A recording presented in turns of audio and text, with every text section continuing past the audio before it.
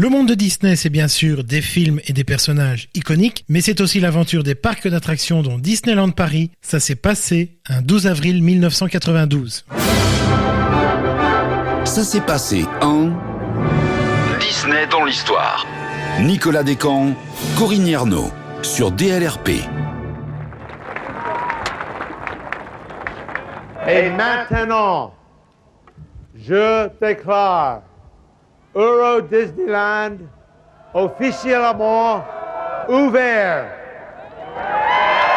Bonjour Corinne, alors aujourd'hui tu nous parles de l'ouverture du plus célèbre des parcs européens. Bonjour Nicolas. 12 avril 1992, c'est le moment où Mickey ouvre les portes du parc qui s'appelait alors Euro Disney. Ah bon, mais pourquoi a-t-on pris la décision d'un parc en Europe ? Avec le succès de son parc en Californie, Walt Disney pense très vite implanter d'autres royaumes enchantés. C'est ainsi que viendront Walt Disney World, puis Tokyo Disney Resort en 1983. C'est ce dernier qui ramène l'idée évoquée près de 6 ans plus tôt, quand des négociations avaient été entamées entre Disney et l'administration de l'aménagement du territoire en France, un projet qui était resté dans un tiroir. Donc le choix de la France date de cette époque. Bon, il ne reste plus qu'à sortir le projet du tiroir. Pas exactement. Ce qui va tout relancer, c'est l'arrivée de Michael Eisner à la tête de la Walt Disney Company en 1984.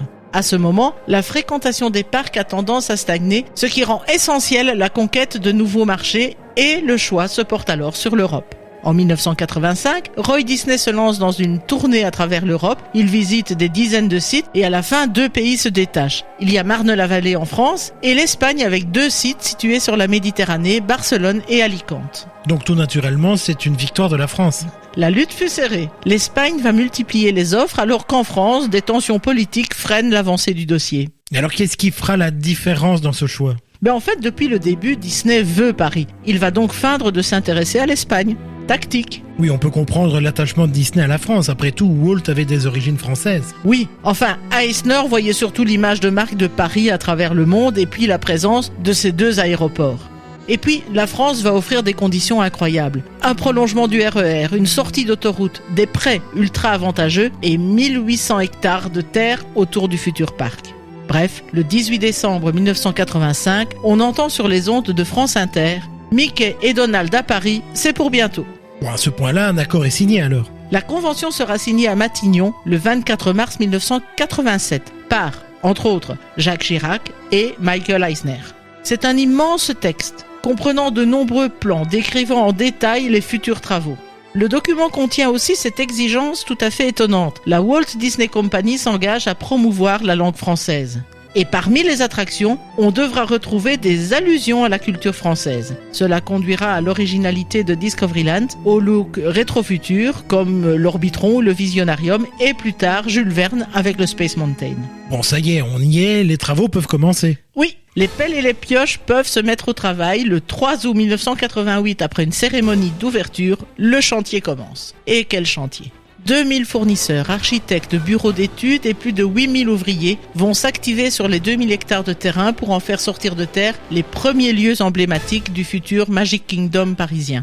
On voit ainsi apparaître la butte qui portera l'iconique château, le lit de la rivière de Frontierland, mais aussi le lac autour duquel s'établiront 3 des 7 hôtels et puis encore le golf. Et même, dès 1990, un drôle de bâtiment à quelques minutes du chantier principal. Un bâtiment, un seul, et à quoi servait-il ? C'est un bâtiment qui a été construit pour donner l'eau à la bouche. Il voulait ainsi donner une idée du rêve qui serait bientôt à la portée de chacun.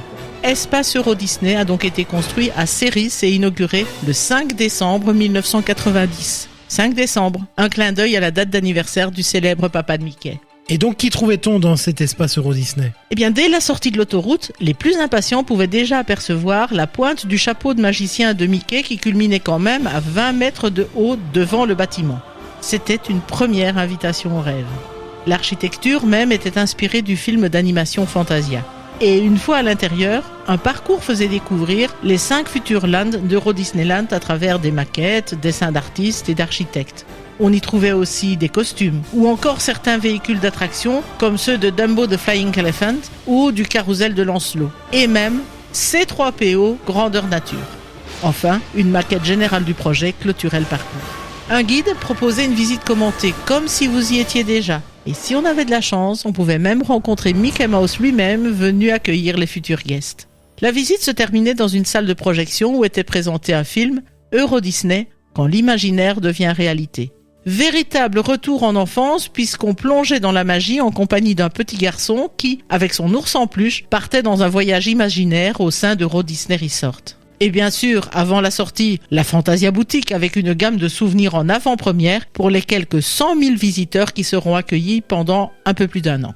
Bref, un avant-goût du futur parc que l'on peut toujours visiter. Ah, hélas non. À l'ouverture du parc, l'espace ferme. La dalle, en forme de tête de Mickey et le fameux chapeau de magicien sont retirés et le bâtiment est repeint pour devenir une salle polyvalente. Malheureusement, le lieu sera abandonné, saccagé, recouvert de graffitis et finalement démoli en 2010. Bon, pendant que l'on profitait de ce premier contact avec le monde Disney, je suppose que les travaux se poursuivent et arrivent enfin le fameux 12 avril 1992. Ah, avant 1992, il y a 1991. Eh bien, figure-toi que le 12 avril 1991, une année donc avant l'ouverture, Michael Eisner et Roy Disney organisent une pré-inauguration du parc, encore en chantier, devant un panel de journalistes. Mais ce n'est pas tout. En octobre 1991, seconde préouverture devant le château de la Belle au Bois dormant. Première occasion déjà de déambuler dans les allées du parc pour quelques invités et même de rencontrer quelques personnages. Et enfin, troisième étape, le 1er avril 1992, la gare RER est inaugurée, amenant ainsi le parc à 35 minutes de Paris. Alors là, on y est, 12 avril 1992, ouverture des portes. Eh bien, c'est qu'avant le 12, il y a le 11 et même le 10, puisqu'en soirée, les festivités commencent avec l'inauguration des hôtels et de l'espace Festival Disney, le futur Disney Village, et en clôture, un son et lumière sur le lac Buena Vista. Le 11, dès 9h, c'est le Disneyland Hotel qui est inauguré, alors que se prépare une grande soirée d'ouverture présentée par Jean-Pierre Foucault et David Hallyday dans une émission diffusée en Mondiovision. Je brûle de te demander de nous faire revivre ces moments. Bonsoir à toutes et à tous, bonsoir mesdames, mesdemoiselles, messieurs, bienvenue à Marne-la-Vallée. Vous ne rêvez pas, c'est bien le château de la Belle au Bois dormant que vous présente maintenant Gilles Lamado sur ces images en direct. Une soirée tout à fait étonnante à laquelle vous allez assister, que vous allez suivre jusqu'à 23h et nous sommes deux pour ce faire car il y a beaucoup de travail. David Hallyday, bonsoir. Bonsoir Jean-Pierre, comment vas-tu ? Écoute, ça va très très bien. Alors imagine, 2 heures de direct en présence de vedettes internationales. Une fois le ruban coupé, Mickey invite à suivre un défilé de stars sur Main Street, tandis qu'au loin s'illumine le château de la Belle au Bois dormant. Les plus grandes vedettes sont là. Elton John, Tina Turner ou Angela Lansbury. Même Buffalo Bill débarque avec près de 150 chevaux et bisons au milieu de Frontierland. Et en clôture, la voix de Walt Disney retentit pour souhaiter la bienvenue. Et puis ça y est, on y est, arrive le grand jour. 12 avril, à 9h01 précisément, le rêve commence pour des milliers de visiteurs qui attendaient ce moment avec impatience. Certains ont même dormi dans leur voiture. Le moment solennel réunit Roy Disney, Michael Eisner et Robert Fitzpatrick qui sera le premier président du parc, mais aussi Mickey sur le balcon du plus beau château. Le discours d'ouverture rappelle l'inspiration européenne des histoires Disney avant que ne retentisse l'hymne universel de It's a Small World.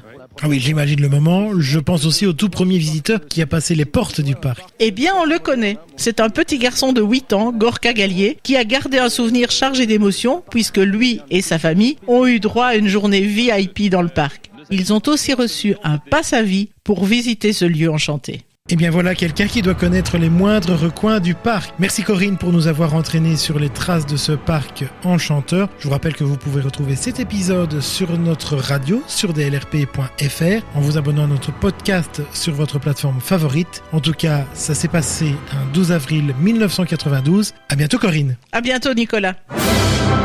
Rendez-vous samedi prochain pour un nouvel épisode de Ça s'est passé sur DLRP.